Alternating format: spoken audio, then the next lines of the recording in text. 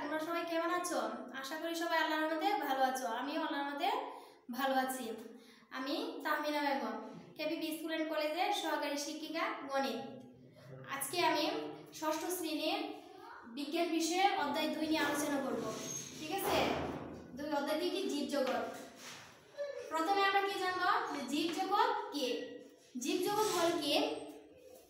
যেমন জীবজগৎ বলতে শুধু জীবজগৎকে বোঝাচ্ছে, কিন্তু এছাড়া আমাদের কি জানা দরকার? যে জড় সম্পর্কে জানা দরকার। জড় মানে কি? যাদের জীবন নেই তাদেরকে জড় বস্তু বলা হয়। আর জড় বস্তু মানে কি? চেয়ার, টেবিল, হাঁড়ি, পাতিল, বই, বেঞ্চ ইত্যাদিকে বোঝাচ্ছে। ঠিক আছে, এখন জীবজগৎটা সম্পর্কে তো আমাদের জানতে হবে যে জীবজগৎটা কে। যেমন দেখো, যাদের জীবন আছে তারাই জীব। প্রকৃতিতে কি বিভিন্ন রকমের জীব আছে, যেমন কি উদ্ভিদ, মানুষ, গরু, ছাগল, মাছ, পাখি ইত্যাদি। পানির শেওলা বা ব্যাঙের ছাতাও কিন্তু জীব। অ্যামিবা, ব্যাকটেরিয়া অতি ক্ষুদ্র জীব। ঠিক আছে, এত ক্ষুদ্র যে ওদেরকে কিন্তু খালি চোখে দেখা যায় না। ওদেরকে দেখার জন্য আমাদের কি দরকার হয়? অনুবীক্ষণ যন্ত্রের দরকার হয়। অনুবীক্ষণ যন্ত্র ছাড়া ওদেরকে দেখা যায় না। আর এই সব মিলে হচ্ছে কি? জীবজগৎ। এখন তোমাকে যদি বলে জীবজগৎ কি, তখন তুমি কি বলতে পারো? যাদের জীবন আছে, অথবা যেমন প্রকৃতিতে বিভিন্ন রকমের জীব আছে, এরকম উদ্ভিদ, গরু, মানুষ ইত্যাদি। তারপর এইসব দিয়ে যদি আমরা বলি, তারপর এই সব কিছু নিয়ে কি জীবজগৎ গঠিত হয়। ঠিক আছে, এই সব কিছুই কি জীবজগতের অন্তর্ভুক্ত। এখন দেখো, আমরা জীবজগৎ পড়লাম, এখন আমরা কি করবো? যে জীব কাকে বলে উদাহরণ দাও। তো জীব কাকে বলে? যাদের জীবন আছে তাদেরকে জীব বলে। যেমন কি মানুষ, উদ্ভিদ, তারপর কি গরু, ছাগল, মহিষ ইত্যাদি ইত্যাদি কি জীব। উদাহরণ কিন্তু আমাদের হয়ে গেছে। আর জড় কাকে বলে? জড় কাকে বলে উদাহরণ দাও। জড় কাকে বলে? যাদের জীবন নেই তাদেরকে জড় বলে। যেমন কি চেয়ার, টেবিল, বই, খাতা ইত্যাদি। ঠিক আছে, এখন দেখো প্রশ্ন আসতে পারে যে জীবের প্রধান প্রধান বৈশিষ্ট্য সমূহ লেখো। ঠিক আছে, আমাদের সংক্ষেপে প্রশ্ন হিসেবে আসতে পারে যে জীবের প্রধান প্রধান বৈশিষ্ট্য সমূহ লেখো। জীবের প্রধান প্রধান বৈশিষ্ট্য সমূহ কি হলো? কি 1 নম্বরে আমরা চলন বলবো, 2 নম্বরে কি খাদ্য গ্রহণ, 3 নম্বরে প্রজনন, 4 নম্বরে কি রেচন, 5 অনুভূতি, 6 শ্বাস প্রশ্বাস, 7 কি বৃদ্ধি, 8 অভিযোজন। আচ্ছা, এখন আমরা এক এক করে কি এভাবে 8টা কি হয় প্রধান প্রধান জীবের বৈশিষ্ট্য থাকে। আবার তোমার বড় প্রশ্ন হিসেবে কি আসতে পারে যে জীবের প্রধান বৈশিষ্ট্য সমূহ বর্ণনা করো। ঠিক আছে, তো বড় প্রশ্ন হিসেবে যদি আসে, অথবা তোমার প্রশ্নতে আমাদের কি আছে? জ্ঞান, প্রয়োগ, মানে দক্ষতা, উচ্চতর দক্ষতা। তো জ্ঞানে তো অবশ্যই কি আসে? এক কথায় মতো আসে, এক কথা উত্তর মতো আসে। আর প্রয়োগে কি আসে? 2 মার্কসের জন্য আসে। যেমন জীবের প্রধান প্রধান বৈশিষ্ট্য সমূহ লিখে, এটা যদি বলে অবশ্যই 2 মার্কসের জন্য আসতে পারে। তারপরে যে জীবের প্রধান বৈশিষ্ট্য সমূহ বর্ণনা করো, হয়তো একেবারে 8টা নাও আসতে পারে। একেবারে যে তোমাকে 8টাই বর্ণনা করতে হবে এরকম না, তোমাকে উল্লেখ করে দিতে পারে জীবের বৈশিষ্ট্য, চলন, খাদ্য গ্রহণ, প্রজনন বর্ণনা করে। এভাবে 8টার থেকে ঘুরে ঘুরে ঘুরে তোমাকে কি হয়তো বা 3টা দিতে পারে, 4টা দিতে পারে। অথবা জীবের প্রধান 3টি বৈশিষ্ট্য বর্ণনা করো, জীবের 4টি বৈশিষ্ট্য বর্ণনা করো।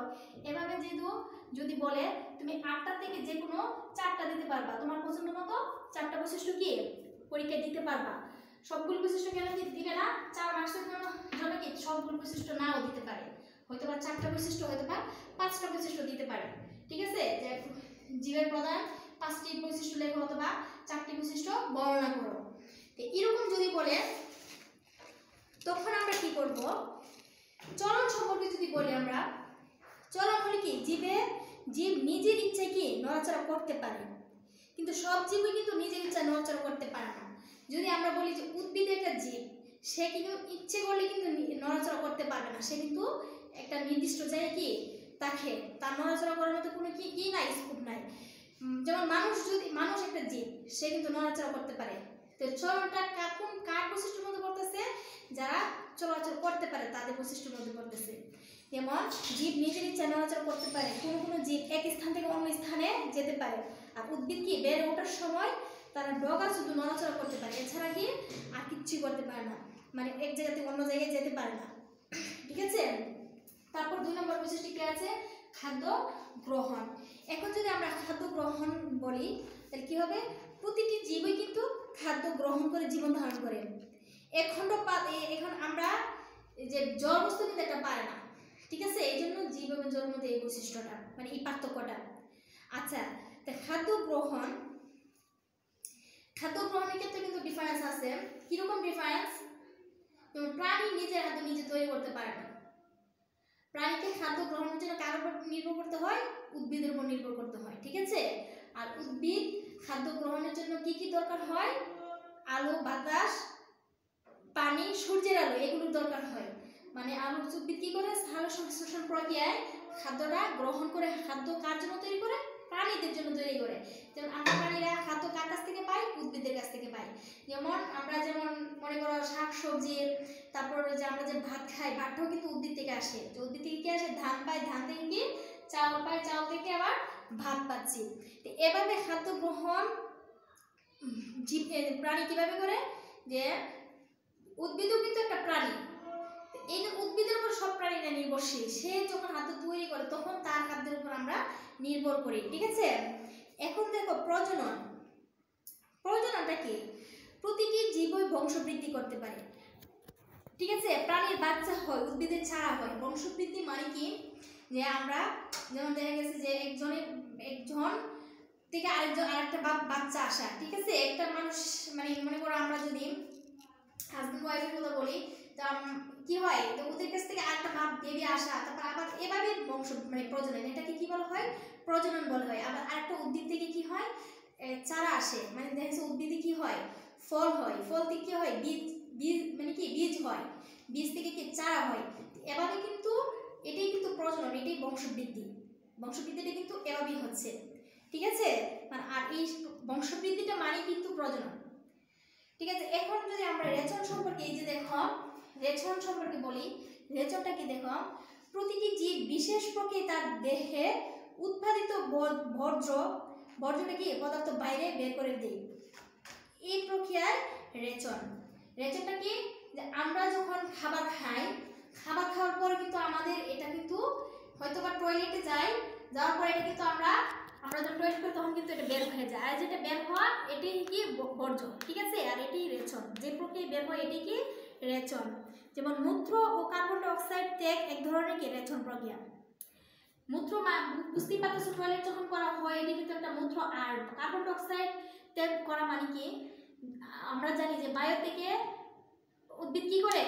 কার্বন ডাই অক্সাইড গ্রহণ করে আর অক্সিজেন ত্যাগ করে। আর প্রাণীরা কি করে? প্রাণী বলতে মানুষ অক্সিজেন কি গ্রহণ করে আর কার্বন ডাই অক্সাইড ত্যাগ করে। আমরা যে এই যে কার্বন ডাই অক্সাইড ত্যাগ করতেছি, এটা কিন্তু একটা রেচন প্রক্রিয়া, ঠিক আছে। এখন একটি এভাবে জড় বস্তু কিন্তু এই জিনিসটা করতে হয় না, কারণ সে তো তার মধ্যে জীবনও নাই, সে চলাফেরা কিছু করতে পারে না, তার এসবের দরকার হয় না, ঠিক আছে। রেচনের দরকার হয় না, খাদ্য গ্রহণের দরকার হয় না, চলনের দরকার হয় না।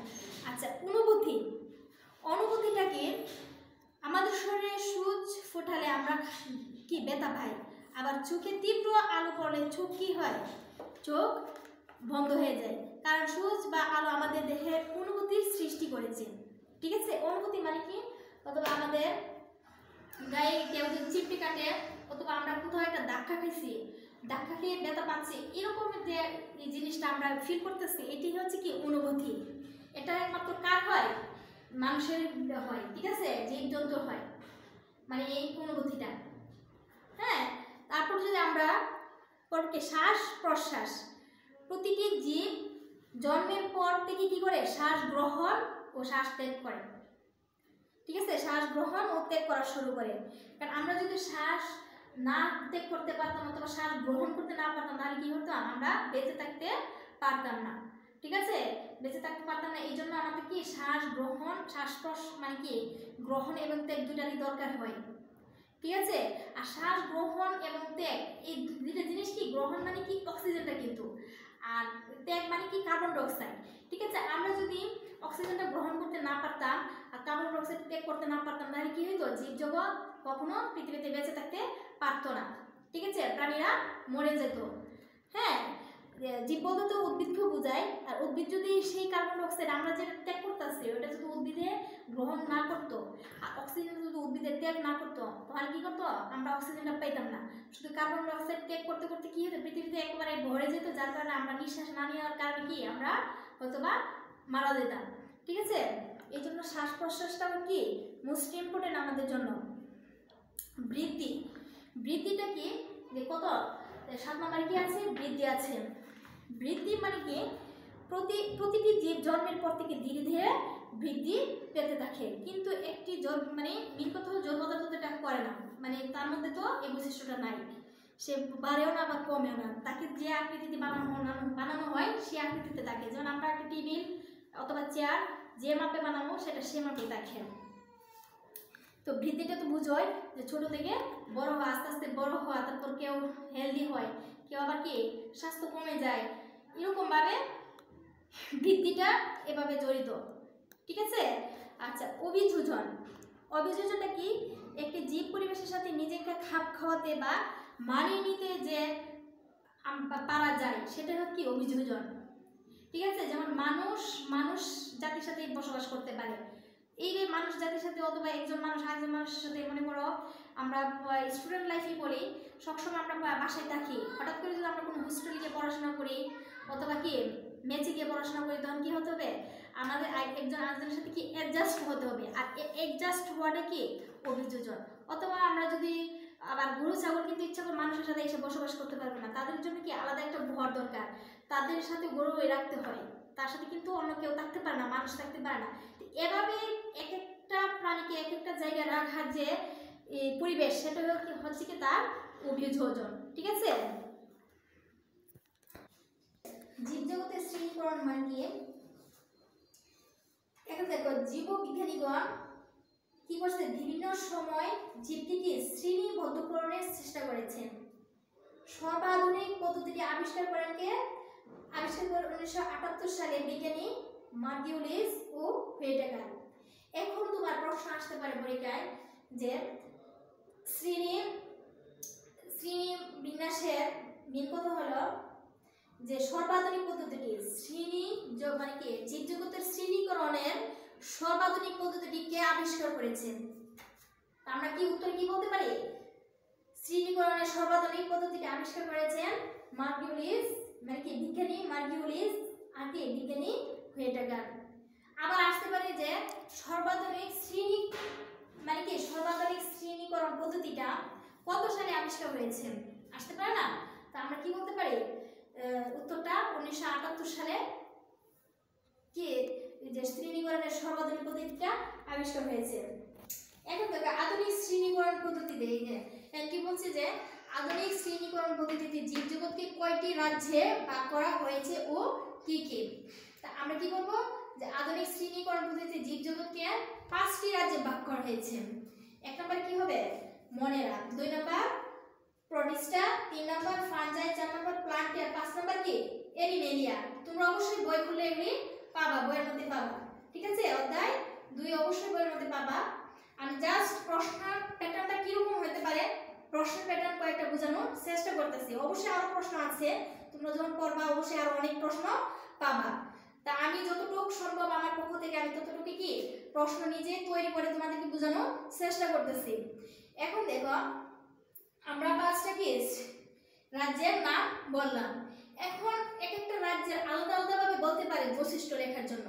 ঠিক আছে, যেমন বলতে পারে কি যে মনেরা রাজ্যের বৈশিষ্ট্যসমূহ লিখ, এরকম বললে তখন আমরা কি বলবো যে মনেরা রাজ্যের বৈশিষ্ট্যসমূহ হলো, মনেরা রাজ্যের প্রধান বৈশিষ্ট্য কি, এ রাজ্যের অধীনে কি বিন্যস্ত জীবের বৈশিষ্ট্য হলো কি জীবটি এককোষী হয়। মনেরা রাজ্যের জীবটা কিরকম হয়, এককোষী হয় এবং এর কোষে কি সুগঠিত নিউক্লিয়াস থাকে না। যখন সুগঠিত মানে এটার বৈশিষ্ট্য খুব ভালোভাবে মনে রাখতে হবে যে এর কোষে কি সুগঠিত নিউক্লিয়াস থাকে না, এরা খুবই ক্ষুদ্র হয় এবং অনুবীক্ষণ যন্ত্র ছাড়া এদের দেখা যায় না। এভাবে বৈশিষ্ট্য যদি আসে তুমি এক এক করে কি করতে হবে, তোমাদেরকে বলতে হবে। 1 নম্বরে কি বলতে পারবা যে জীবটি এককোষী এবং এককোষী হয়। তুমি বইয়ে হয়তো দেওয়া আছে যে এরা এককোষী নিউক্লিয়াস থাকে না। তুমি তোমার মতো করে বৈশিষ্ট্য মানে তুমি বলতে মানে তোমরা কি করতে পারবা, তোমাদের মতো করে বৈশিষ্ট্য বানিয়ে নিতে পারবে 1 নাম্বার 2 নাম্বার করে। যেমন আমরা 1 নাম্বারে কি বলতে পারি, জীবটি কি হয়, এককোষী হয়। 2 নাম্বারে আমরা কি বলতে পারি, এদের কোষে সুগঠিত নিউক্লিয়াস থাকে না। তারপর 3 কি বলতে পারি, এরা খুবই ক্ষুদ্র হয়। 4 কি বলতে পারি, অনুবীক্ষণ যন্ত্র ছাড়া ওদেরকে দেখা যায় না। এভাবে আমরা নিজেদের মতো করে কি করতে পারি, বৈশিষ্ট্যগুলি বানাতে পারি। যদি তোমাকে বলি যে মনে রাজ্যের 5টি বৈশিষ্ট্য বলো, লিখো, 3টা বৈশিষ্ট্য লিখো অথবা 6টি লেখো, কিন্তু বইয়ের মধ্যে কি হয় অনেক সময় 3টা 4টা দেওয়া যায়, কিন্তু তুমি কিন্তু তোমরা কিন্তু এক একটা সেন্টেন্স থেকে 2টা করে বৈশিষ্ট্য আলাদা আলাদা করে লিখতে পারো, ঠিক আছে।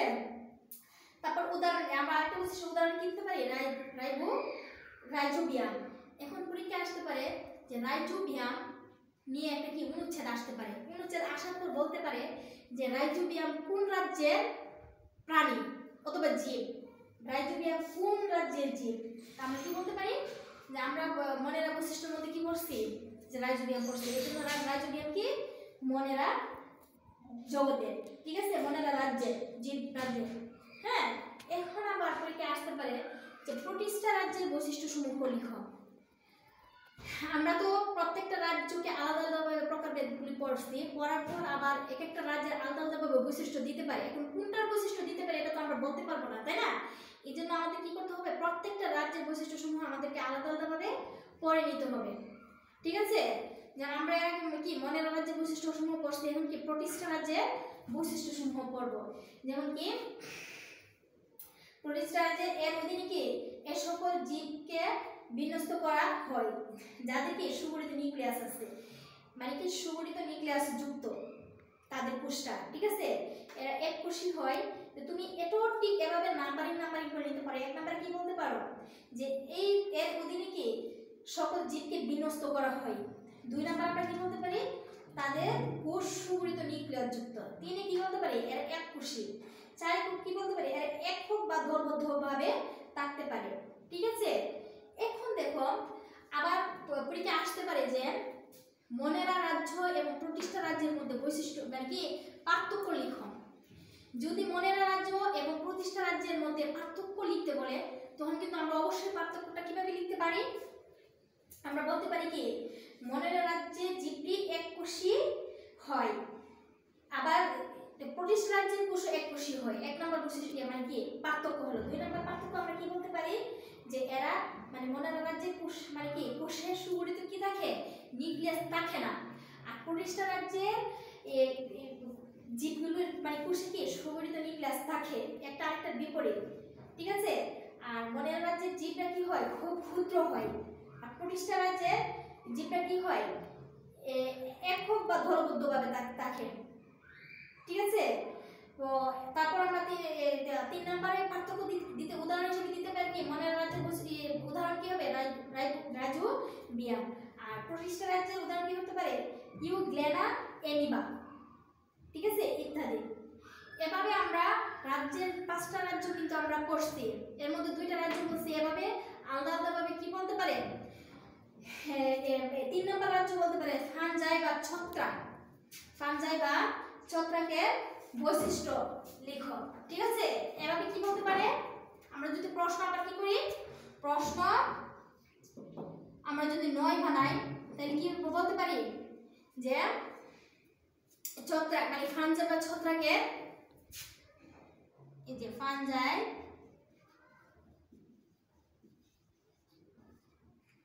বা ছত্রাক। ফানজাই একটা ইংরেজি না, ঠিক আছে, আর বাংলা কি হবে ছত্রাক। ফানজাই বা ছত্রাকের প্রধান বৈশিষ্ট্যসমূহ লেখো। প্রধান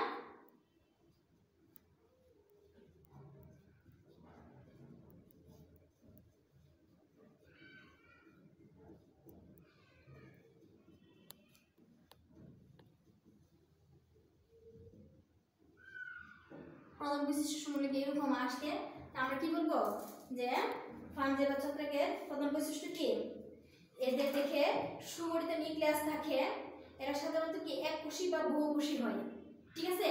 আর প্রতিষ্ঠা রাজ্যে কিন্তু শুধু এককোষী হয়, আর ফানজাই বা ছত্রাকরা কি এককোষী বা বহুকোষী দুটোই হতে পারে।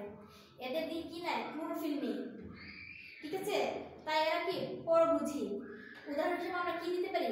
ইস্ট, পেনিসিলিয়াম, মাশরুম ইত্যাদি। তো এভাবে আমরা কি করলাম, এই পর্যন্ত আমরা আলোচনা করলাম। মেন কথা হলো কি যে শ্রেণীকরণের আধুনিক সর্বাধিক শ্রেণীকরণের রাজ্যের কয়টা রাজ্য নিয়ে আলোচনা করলাম আমরা? যে 3টা রাজ্য নিয়ে আলোচনা করলাম। এই পর্যন্ত আমি যা আলোচনা করেছি, যা পড়াইছি, তোমরা অবশ্যই বাসায় এগুলি পড়বা, খুব ভালোভাবে পড়বা, নিজেরা পড়বা, খাতায় লিখবা। ঠিক আছে, আজকে আমি এই পর্যন্ত পড়াইলাম। আগামী ক্লাসে কি আমরা বাকি এই অধ্যায়ের বাকি টপিকস নিয়ে আলোচনা করব। এই পর্যন্ত সবাই ভালো থেকো, আল্লাহ হাফেজ।